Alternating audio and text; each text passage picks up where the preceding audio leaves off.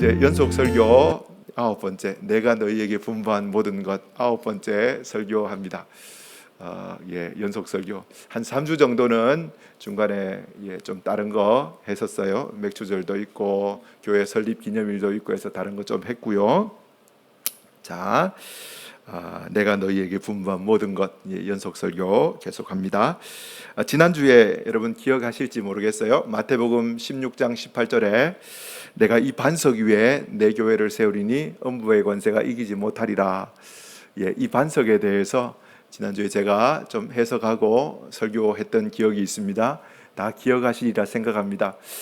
다양하게 해석할 수 있어요. 한 3가지 정도로 대표적으로 해석할 수 있지만 사도 바울은 뭐라고 해석했느냐? 에베소서 2장 20절에 보면요, 사도 바울은 교회를 너희는 사도들과 선지자들의 터 위에 세우심을 입은 자라. 너희들, 에베소 교회는 사도들과 선지자들의 터 위에, 바꾸어 말하면 사도들의 가르침 위에 세우심을 입은 자라. 이 반석 위에 내 교회를 세우리니, 사도들의 가르침 위에 내 교회를 세우리니 같은 말로 보시면 됩니다. 그뿐만 아니라 사도 요한도요, 요한계시록 21장에 보면요, 새 하늘과 새 땅, 신천 신지, 새 예루살렘 성, 장차 임할 하나님의 나라에 대해서 요한계시록 21장에 말해주고 있어요. 21장 1절부터 4절까지 보면요, 많은 분들이 외우시는 본문이라 생각됩니다. 제가 한번 읽어드릴게요. 또 내가 새 하늘과 새 땅을 보니 처음 하늘과 처음 땅이 없어졌고 바다도 다시 있지 않더라. 또 내가 보매 거룩한 성 새 예루살렘이 하나님께로부터 하늘에서 내려오니 그 준비한 것이 신부가 남편을 위하여 단장한 것 같더라. 내가 들으니 보좌에서 큰 음성이 나서 이르되 보라, 하나님의 장막이 사람들과 함께 있음에 하나님이 그들과 함께 계시리니 그들은 하나님의 백성이 되고 하나님은 친히 그들과 함께 계셔서 모든 눈물을 그 눈에서 닦아주시니 다시는 사망이 없고 애통하는 것이나 곡하는 것이나 아픈 것이 다시 있지 아니하리니 처음 것들이 다 지나갔음이로라. 아멘. 너무 잘하시는 말씀이라 생각됩니다. 새 하늘과 새 땅, 장차 임할 우리 하나님의 나라, 새 예루살렘 성, 우리 이렇게 부르는 본문이에요. 장차 임할 하나님의 나라, 이렇게 보는 본문입니다. 그런데 여러분, 우리가 장차 임할 하나님의 나라, 신천 신지를 묘사하는 것처럼 보일 수도 있지만, 또 그렇게 보이지만, 여러분 성경 본문을, 이 본문을 좀 찬찬히 자세히 살펴보면요, 다른 것도 또 보이네, 이런 게 있을 거예요. 1절에 보면은 처음 하늘과 처음 땅, 처음 바다도 없어졌고 새 하늘과 새 땅이 임하니까 처음 것들이 없어졌다고 말해요. 4절에 봐도요, 마지막에 처음 것들이 다 지나갔음이로라, 이렇게 말합니다. 새 하늘과 새 땅 이야기하는데 왜요? 처음 것들이 다 지나갔다 이렇게 말씀하시면서 새 하늘과 새 땅 이야기합니다. 이거 읽으면 뭔가 좀 익숙하고 여러분들 많이 들었던 본문 말씀이 떠오르실 거예요. 고린도후서 5장 17절 말씀인데요, 이 말씀을 우리 같이 한번 읽어볼까요? 시작. 그런즉 누구든지 그리스도 안에 있으면 새로운 피조물이라. 이전 것은 지나갔으니 보라, 새 것이 되었도다. 아멘. 그리스도 예수 안에 있는 사람들을 보고 뭐라고 말합니까? 새로운 피조물이라고 말해요. 새로운 피조물이 앞으로 될 거야 이렇게 말하지 않고 너희들은 새로운 피조물이야 이렇게 이야기하고, 이전 것은 지나갈 거야 이렇게 말하지 않고 어떻게 해요? 지나갔으니 이야기합니다. 그러면서 앞으로 새 것이 될 거야 이것이 아니라 보라, 너희들은 새 것이 되었어 이렇게 말씀해주고 계시는 거예요. 여러분, 이 말씀이 요한계시록 21장 1절에서 4절 말씀하고 좀 겹쳐 보이기를 바라요. 여러분, 요한계시록 21장 1절에서 4절까지 읽고 난 다음에 5절에 또 뭐라고 말하느냐? 5절 말씀 제가 읽어드릴게요.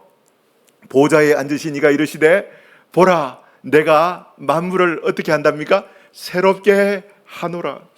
여러분, 같은 맥락에서 보시기를 바라요.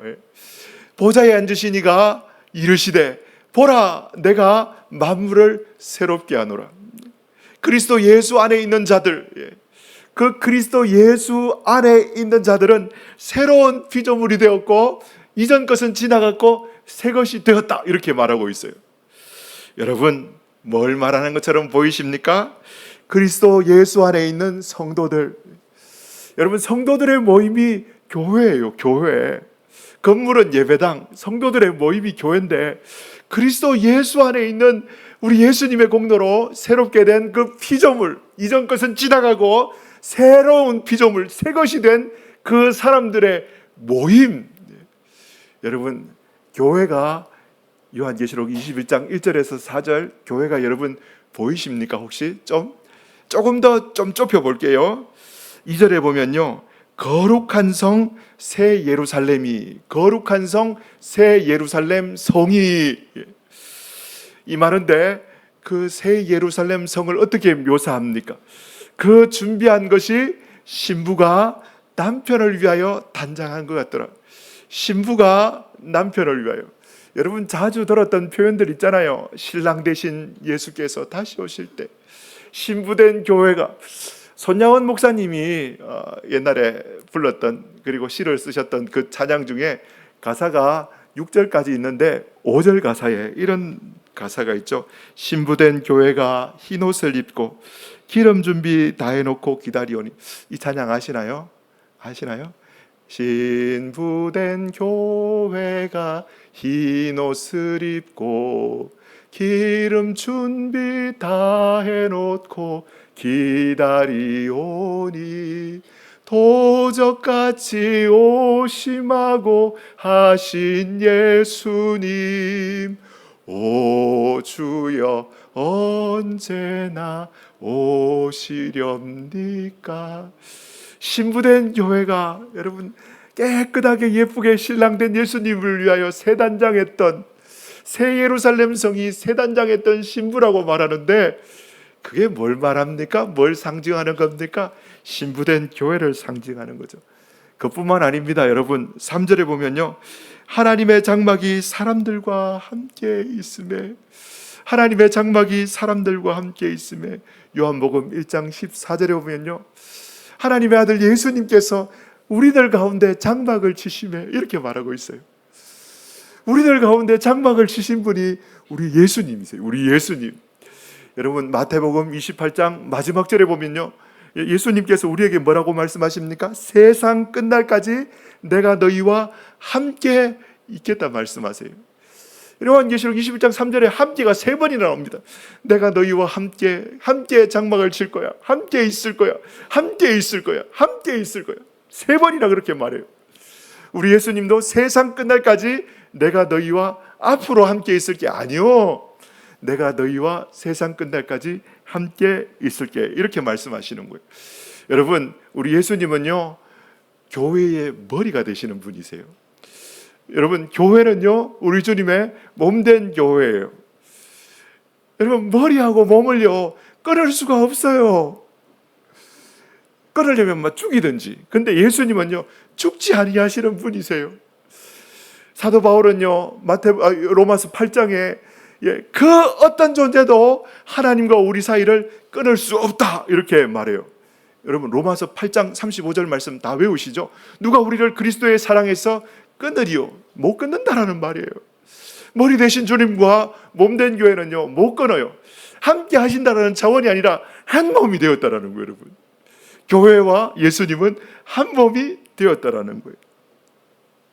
요한계시록의 신천신지, 새하늘과 새 땅, 장차 임할 하나님의 나라처럼 묘사된 본문 맞아요.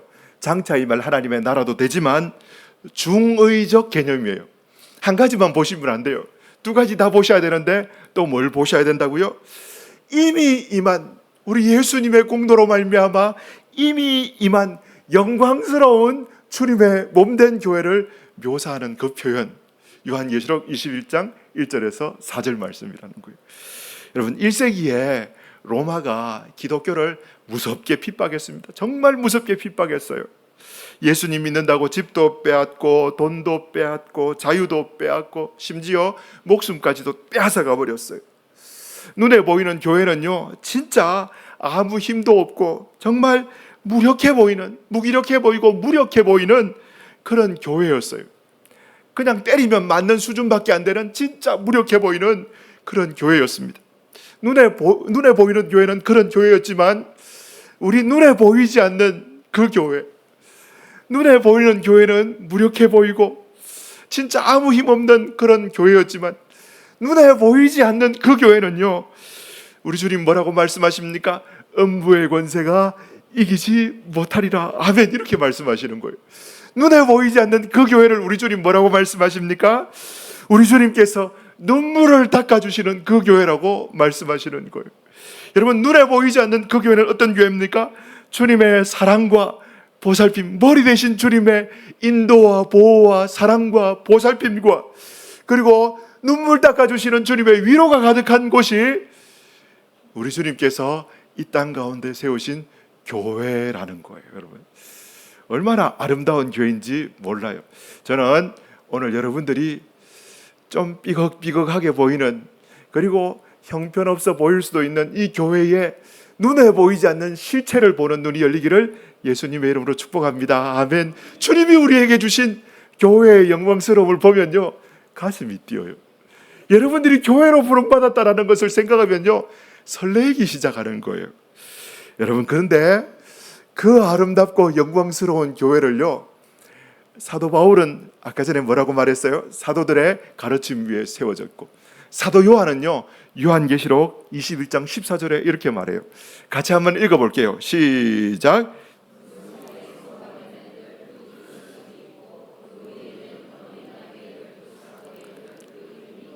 여러분, 그 성에, 예루살렘 성의 성곽에는 기초석인데 12기초석이 있는데, 그 12기초석마다 여러분, 어린 양 예수님의 12사도의 이름이 기록되었더라. 여러분, 당연히 이렇게 상징적으로 표현했지만 우리가 무슨 말인지 보이잖아요. 사도들의 가르침 위에, 내가 이 반석 위에, 사도들의 터 위에 세움바 되었던 그 교회가 이렇게 아름다운 교회야, 그거 말하고 있는 것 아닙니까? 자, 그러면 여러분 한번 정리해 봅시다. 영광스러운 주님의 몸된 교회가 사도들의 가르침 위에, 사도들의 터 위에 세워진 교회라면요, 여러분, 마리교회는 반드시 무엇을 해야 됩니까? 교회에서 사도들이 가르쳤던 그 가르침을 가르쳐야 되고요. 이거 당연한 거예요. 그리고 저와 여러분들은 뭘 배워야 됩니까? 사도들이 가르쳤던 그 내용들을 항상 배우고 또 배우고 또 배워야 한다는 거예요. 그럼 사도들이 뭘 가르쳤습니까? 마태복음 28장 20절에 내가 너희에게 분부한 모든 거예요. 예수님이 분부하셨던 모든 것들을 어떻게 해요? 사도들이 오고 오는 세대의 교회들에게, 1세기 초대교회 성도들에게, 교회들에게 편지를 통하여서, 서신서를 통하여서, 그리고 복음서를 통하여서 지속적으로 반복적으로 가르치고, 세상 떠날 때 될 때 여러분, 제자들을 키워서 그 제자들에게 또 유언을 해요. 내가 너희에게 분부했던 것, 우리 주님이 가르쳐 주셨던 건데 너도 이거 기억하고 반드시 가르쳐야 돼. 여러분, 그게 교회라는 거예요. 교회. 자, 여러분, 사도들은 어떻게 보면 교사고, 사도들은 땅끝까지 이르러 내 증인이 되어라, 목숨 걸고 예수님을 증거했던 증인들이었다라는 거예요. 자, 그렇다면 오늘 본문에 이제 누가복음이니까 누가가 무엇을 가르쳤을까요? 누가는 어떻게 보면 바울의 제자였는데, 이 누가가 무엇을, 예수님 이야기 중에 무엇을 가르쳤을까요? 그걸 봐야 되는 거예요, 여러분.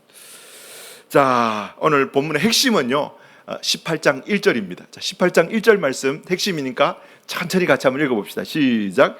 예수님께서 그들에게 항상 기도하고 낙심하지 말아야 할 것을 비유로 말씀하여 이르시되, 예수님께서 그들에게 항상 기도하고 낙심하지 말아야 할 것을 비유로 말씀하세요. 뭐 하라고요? 항상 기도하고 낙심하지 말아야 할 것을 비유로 빗대어서 이야기해 주셨어요.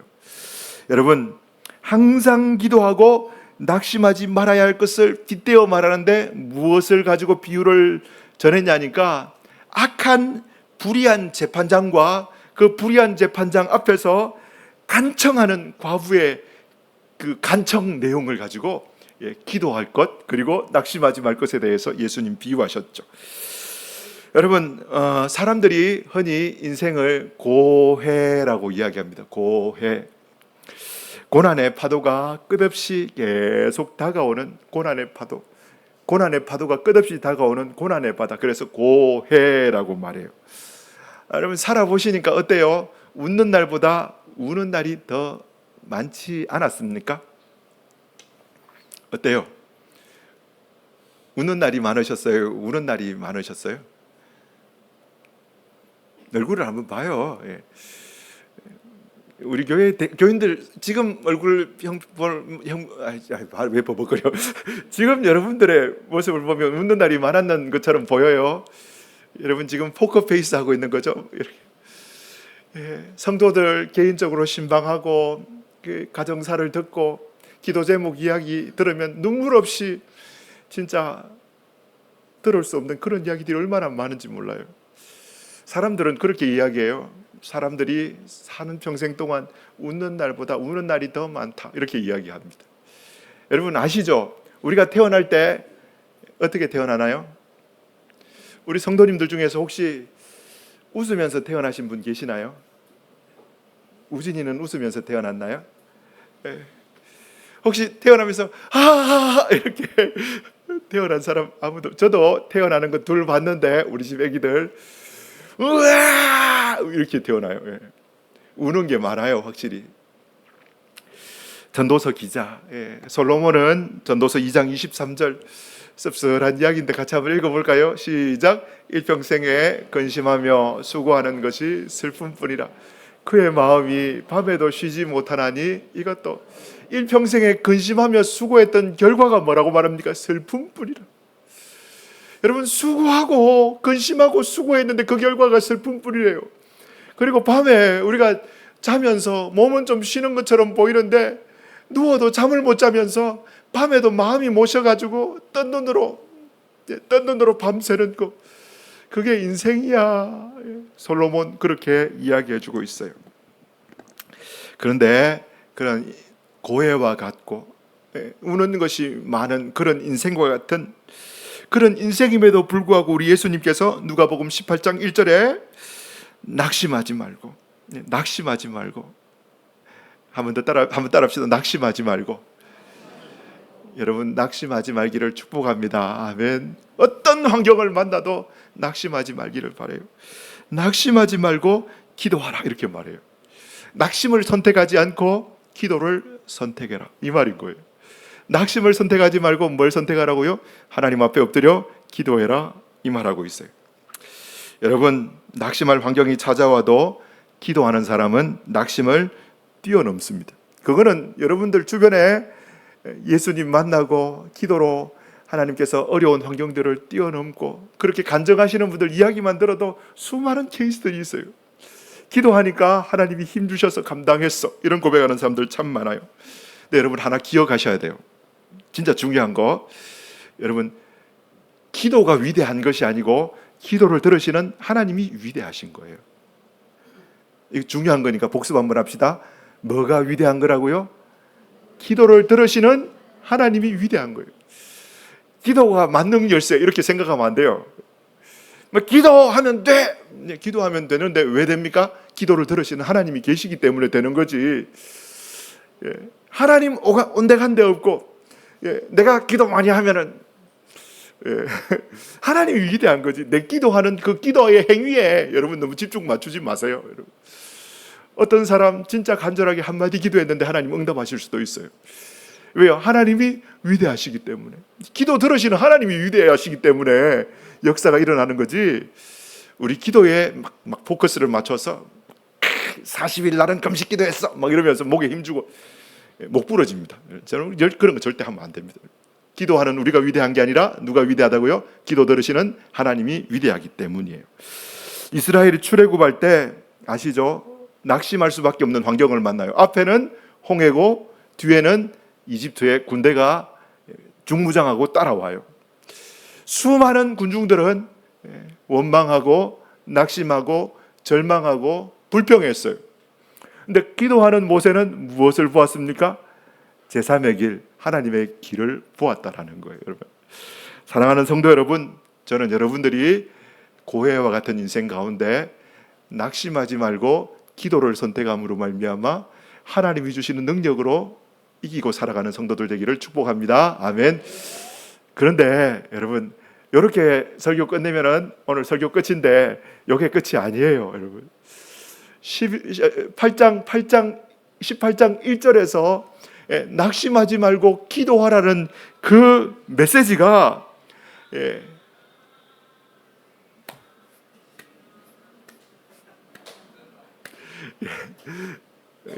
18장 1절에서 말하는 그 메시지가 여러분 왜 낙심하지 말고 여러분 18장 1절 이거 중요한 거니까 여러분 집중하셔야 돼요. 여러분 18장 1절 그냥 모든 낙심 이야기하는 것이 아니라 18장 1절이 말하는 왜 낙심하지 말고 기도해라 그거 이야기하는지 그 이유를 예수님께서 오늘 본문의 전체를 통해서 말씀해 주고 계세요. 너희들이 앞으로 제자들아 너희들이 교회야 너희들이 성도들이 너희들이 앞으로 낙심할 수밖에 없는 그 환경을 만날 것인데 그 낙심하는 환경의 그 상황이 무엇인지 성경이 말해주고 있어요. 그걸 우리가 오늘 좀 살펴야 되는 거예요. 자, 먼저 그거 찾기 위해서 첫 번째 살펴야 될 것은 누가복음 17장 20절 21절인데 바리새인들의 질문입니다. 바리새인들이 하나님의 나라가 어느 때에 임하나이까 묻거늘 예수님께서 대답하여 이르시되 하나님의 나라는 볼 수 있게 임하는 것이 아니요 또 여기 있다 저기 있다고도 못하리니 하나님의 나라는 너희 안에 있느니라. 많이 들어보신 말씀이에요. 여러분 많이 들어보신 말씀. 바리새인들이 예수님께 질문해요. 하나님의 나라가 어느 때에 언제 임합니까? 이렇게 물어요. 언제 임합니까? 바리새인들이 물어요. 하나님의 나라가 언제 임합니까? 이 바리새인들이 묻는 하나님의 나라라는 것은요, 삼위 하나님께서 통치하시고 다스리시는 구약 성경에 우리 하나님께서 장차 메시아를 보내서 다윗과 같이 절대 강국을 만들어서 수많은 나라들의 어뜸되는 나라로 만드는 그 하나님의 나라, 우리 메시아가 오셔서 통치하시는 로마의 압제로부터 우리를 해방시켜주고 메시아가 와서 통치하는 우리 이스라엘 유대인들이 독보적으로 드러나는 그 하나님의 나라가 언제 임하나이까 예수님께 묻는 거예요. 여러분 언제를 묻고 있어요. 우리 예수님 여러분 그 전공 분야 뭔지 혹시 아시나요? 우리 예수님의 전공 분야는 성경을 읽어보면 동문서답의 대가십니다. 예수님은 질문한 그대로 대답하는 케이스가 별로 없어요.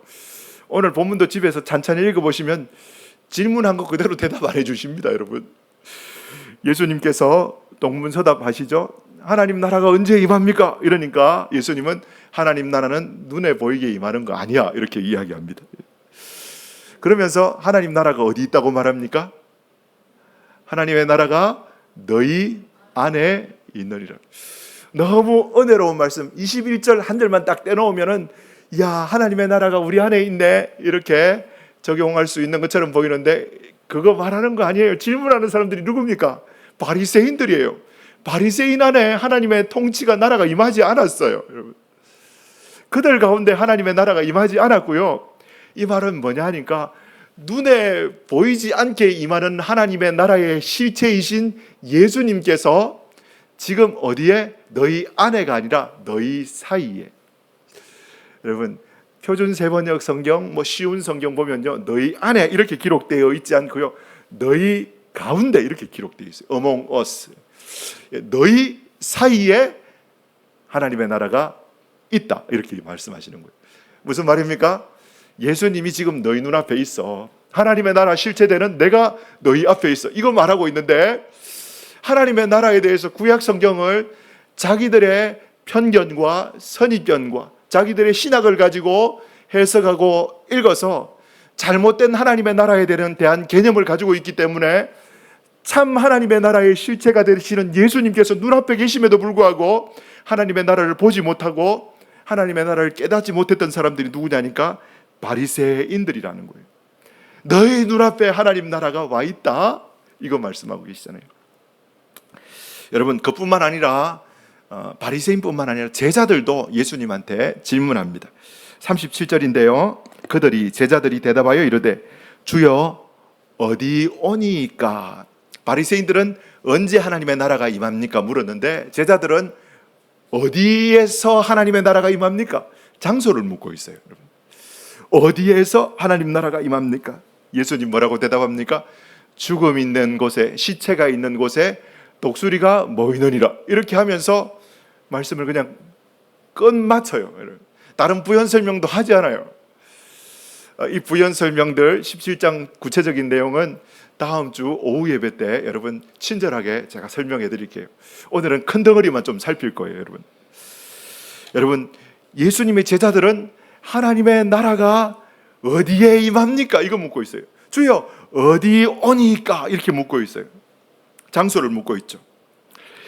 자, 여러분 보면요, 보면은 이제 하나님의 나라, 주의 임하심, 하나님의 나라가 언제 임합니까? 어디에 임합니까? 이거 묻고 있는데, 여러분 잘 보면은, 성경 잘 보면은 그거 딱 끝나고 바로 이어지는 내용이 18장 1절, 불의한 재판관과 과부의 간청하는 기도 비유가 바로 등장해요. 다른 이야기가 아니에요. 이어지는 이야기라는 거예요. 여러분, 큰 그림 다시 한번, 바리새인들도 예수님께 하나님 나라가 언제 임합니까? 제자들도 예수님께 하나님 나라가 어디에 임합니까? 근데 예수님의 대답은 동문서답이었는데 18장 8절에 예수님도 하나님의 나라에 대해서, 주의 임하심에 대해서 이야기하시는데 8절 같이 한번 읽어봅시다. 시작. 내가 너희에게 이르노니 속히 그 원한을 풀어. 그러나 인자가 올 때에 세상에서 믿음을 보겠느냐 하시니라. 예수님도 지금 무슨 이야기하고 계십니까? 이 비유 이야기하시면서 인자가 올 때에 이야기하고 계세요. 바리새인들도 하나님의 나라, 인자가 오실 때에, 예수님의 제자들도 하나님의 나라, 주님 다시 오실 때에, 인자가 올 때에, 우리 예수님도 18장 8절에 인자가 올 때에 그거 이야기해 주고 있어요. 이게 같은 이야기의 흐름이라는 거예요. 같은 이야기의 흐름. 자, 예수님께서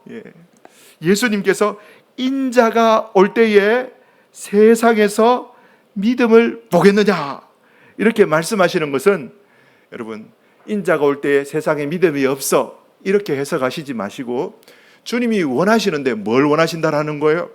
내가 세상에 다시 올 때에 믿음으로 살아가는 사람 내가 보기를 원한다. 내가 찾는다. 그 주님의 바람이 들어있는 메시지라는 거예요. 내가 믿음으로 살아가는 그 사람 찾는다라는 거예요. 그 사람 세상에서 보겠느냐? 너무 드물어요. 너무 드물고 그렇게 살아가는 사람이 너무 적어요. 그러니까 내가 그런 사람 보겠느냐? 이렇게 주님이 말씀하십니다. 왜 믿음으로 살아가는 사람이 드물고 보이지 않는다라고 주님이 말씀하실까요? 답은 1절이에요. 1절. 예수님께서 기도하고 낙심하지 말 것을 비유로 말씀하셨는데, 왜 믿음으로 살지 못하냐 하니까 낙심했기 때문이에요. 여러분, 낙심했기 때문에 믿음으로 살지 못하는 거예요. 여러분, 낙심할 수밖에 없는 환경을 만났기 때문에 믿음으로 살지 못하는 거예요. 근데 그 낙심할 수밖에 없는 그 환경을요, 그냥 우리들의 모든 비상적인 환경이라고 오늘 본문은 말하지 않고요, 뭐에 대해서 말하냐니까, 우리 예수님 다시 오시마 약속하셨는데, 내가 속히 오리라, 주님 다시 오시마 약속하셨는데 주님이 드디어 오시는 거예요. 주님이 분명히 오신다고 이야기했는데 너무 드디어 오셔도 진짜 너무 드디어 오시는 거예요. 계속 오시지 않는 거예요. 그러면서 세상은 교회를 향하여서 무섭게 핍박하는 거예요. 너희가 무슨 세상의 빛과 소금이라고 그래? 여러분, 은근히 따돌립니다. 은근히 괴롭힙니다. 교회를, 세상이요. 우리나라는 은근히 괴롭히지만 여러분, 저기 핍박이 아직도 불같이 일어나는 곳에는요, 목숨이 위태위태합니다. 예배 한번 드리는 사람들의 삶에. 여러분, 주님이 늦게 오시니까 교회는 깊은 영적인 잠에 빠져듭니다. 낙심하기 때문에 깊은 영적인 잠에 빠져들고 있는 거예요. 여러분, 그게 낙심이라는 거예요. 깊은 영적인 잠에 빠져들어가는 거. 여러분, 왜요? 지쳤기 때문이에요. 주님 어서 오시옵소서. 내가 속히 오리라. 안 오셔. 핍박은 계속 일어나. 일상은 계속 돌아가. 주님은 아직 안 오셔. 그러니까 기다리다가 어떻게 해요? 지치는 거예요, 여러분. 탈진이 생기는 거예요. 그러니까 낙심되는 거예요.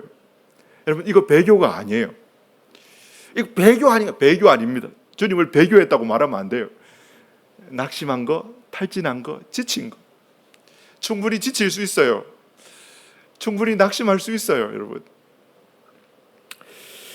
자, 여러분, 누가복음 17장 26절 이하에 주님 오시는 그날이 어떤 것과 같다, 이렇게 설명하는 본문이 있는데, 26절, 노아의 때에 된 것 같이 인자의 때에도 그러하리라. 노아의 때 이야기합니다. 노아가 방주에 들어갔던 날까지 사람들이 먹고 마시고 장가들고 시집가더니 홍수가 나서 그들을 다 멸망시켰고, 그냥 일상을 살았어요. 먹고 마시고 시집가고 장가들고 일상을 살아가요. 일상에 취해서 심판이 있다 외쳤는데 맞아, 심판이 있을 거야 이야기하면서도 그냥 일상에 쫓겨서 또 일상을 따라서 살아가는 사람들 이야기를 말합니다. 노아의 때와 같다, 인자의 맘도. 그 밑에 보면 28절에 또 롯의 때와 같다 이야기해요. 거기도 마찬가지입니다. 사람들이 먹고 마시고 사고 팔고 심고 집을 짓던 일상이에요. 여러분, 일상을 살아가는데 29절에 롯이 소돔에서 나가던 날에 하늘로부터 불과 유황이 비오듯 하여 그들을 멸망시켰느니라. 뭐가 같다고요? 롯의 때와 같고 노아의 때와 같은데 그게 무슨 때와 같다라고 말합니까? 30절 말씀 보면요, 30절, 인자가 나타나는 날에도 이러하리라 이야기합니다. 장차 우리 주님 다시 오시는 날, 하나님 나라가 언제 임합니까? 인자가 나타나는 때에도 똑같다라는 거예요. 똑같다라는 거예요. 사람들은 일상을 살아가요. 아침에 눈 뜨고 새벽기도 오고 직장 출근하고 아침 먹고 점심 먹고 저녁 먹고 직장 일하고 퇴근하고 애들하고 놀고 그냥 일상을 살아가요. 일상을 살아가요. 그런데 어느 날 갑자기 주님이 딱 임하신다라는 거예요. 그런데 그런 일상을 살아가는 성도들에게 누가복음 18장 8절, 내가 너희에게 이르노니 속히 그 원한을 풀어주리라. 그 뒤에 그러나 인자가 올 때에 세상에서 믿음을 보겠느냐. 여러분, 세상에서 믿음을 보겠느냐 예수님이 질문하고 계시는 거예요. 주님 다시 오실 때에 여러분, 일상생활에 우리가 너무 마음을 빼앗겨서 일상의 분주함 속에 너무 쫓기고 또 쫓기고 쫓겨서 다시 오실 주님을 망각하고, 주님이 분명히 속히 오리라 이렇게 이야기했는데 기다리다가 지쳐가지고 다시 오실 주님 내가 확신하노니 오늘은 오시지 않을 거야, 내가 확신하노니 5년대로는 오시지 않을 거야, 이런 확신을 가지고 은근히 세상을 즐기면서 살아가고 있지는 않으십니까? 여러분, 오늘 밤 12시에 만약 예수님이 천사장의 나팔 소리로 그 구름을 타는 게 구름 타는 거 아니죠? 영광스러운 하나님의 임재 가운데 우리 주님 오늘 밤 12시에 다시 오신다면 여러분, 오늘 하루를 어떻게 보내실 겁니까? 여러분, 어떻게 보내실 거예요? 만약 오늘 밤 12시에 주님 오신다면 되게 멋진 말이 있어요. 여러분, 한번 띄워주시겠어요? 한번 읽어봅시다. 시작.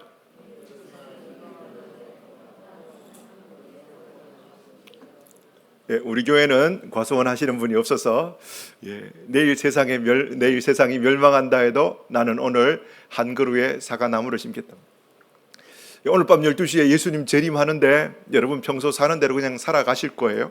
일상을 살아가실 거예요? 어떻게 생각하시나요, 여러분? 대부분 그럴 거예요. 저부터 그렇습니다.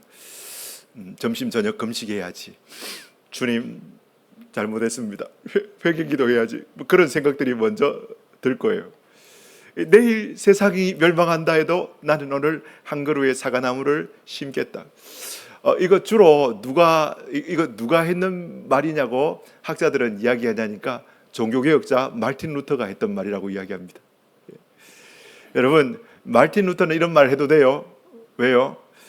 어제도 코람데오 하나님 앞에서 종교개혁하면서 살았고 오늘도 목숨 걸고 코람데오 종교개혁 하나님 앞에서 종교개혁하면서 바른 교회를 세우기 위해서 목숨 걸고 살았고, 그러면 내일은 뭐합니까? 내일 종말이 올 때도 루터는 뭐 하면서 살았겠습니까? 종교개혁을 앞두고 목숨 걸고 코람대오하면서 살아갔을 거예요. 근데 우리들의 삶이 노아의 때와 같고 롯의 때와 같이 일상을 살아가는 그 자체가 나쁜 것이 아니라 그 일상에 쫓기고 쫓겨서 다시 오시마 약속하신 그 주님을 잊어버리고 망각해버리고, 여러분 일상에 쫓겨서 아무 생각하지 않고 그렇게 산다면요, 저와 여러분들은 어떻게 주님 앞에 서야 할까요? 제 설교 들으니까 좀 마음에 좀 낙심이 됩니까? 큰일 났네 이런 마음들이 듭니까? 여러분 낙심하지 마십시오. 요한계시록 3장 19절에 라오디게아 교회를 향하여서 우리 주님 이렇게 요청해요. 한번 띄워주시겠어요? 본문 요한계시록, 자 같이 한번 읽어봅시다. 시작. 무릇 내가 사랑하는 자를 책망하여 징계하노니 그러므로 내가 열심을 내라. 누구한테 책망한다고 말합니까? 사랑하는 자. 여러분, 주님이 우리한테 말씀하시는 거예요. 우리는 나쁜 놈, 배교한 놈 이게 아니에요. 주님을 사랑하는데, 그럼에도 불구하고 주님이 택하셨는데, 그럼에도 불구하고 주님 다시 오심을 기다렸는데 주님이 너무 더디 오시고 오늘도 안 오실 것 같으니까 마음이 해이해져 가지고 낙심하고 있는 연약한 존재, 주님이 싫어하는 존재 아니에요, 여러분. 그러면 우리는 어떤 삶을 살아야 돼요? 주님은 말합니다. 물론 내가 너를 책망하면서, 사랑하는 너를 책망하면서 징계하는데 열심을 내고 회개하고 돌이켜라고 주님 말씀하세요. 성경에 보면요, 대저 의인은 7번 넘어지나 다시 일어나는 줄. 여러분 일어나면 돼요. 여러분, 잠자는 자들아 죽은 자들 가운데서 일어나라. 그리스도의 영광이 너희 가운데 비치느니라. 성경은 말하고 있어요. 일어나면 되는 거예요. 주님, 제가 오늘부터 제 삶의 하루하루를 영적으로 깨워서 주님 살기로 결심합니다. 이렇게 결단하고 여러분 사시면 되는 거예요. 여러분, 한 가지 위로의 메시지 말씀드릴게요. 18장 7절 말씀인데요, 같이 한번 읽어봅시다. 시작. 하물며 하나님께서 그 밤낮 부르짖는 택하신 자들의 원한을 풀어주지 아니하시겠느냐.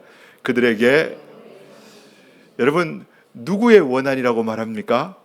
누구의 원한요? 택하신 자들이라는 거예요. 여러분, 영적인 깊은 잠 잘 수도 있어요. 목사님, 저는 교회 다니는지 모태신앙인데 제 믿음이 너무 해이해져 있는 것 같아요. 그럴 수 있어요. 저는 하나님이 저를 버린 것 같아요. 아니에요. 절대 아니에요. 반드시 여러분 기억하세요. 까먹지 마세요.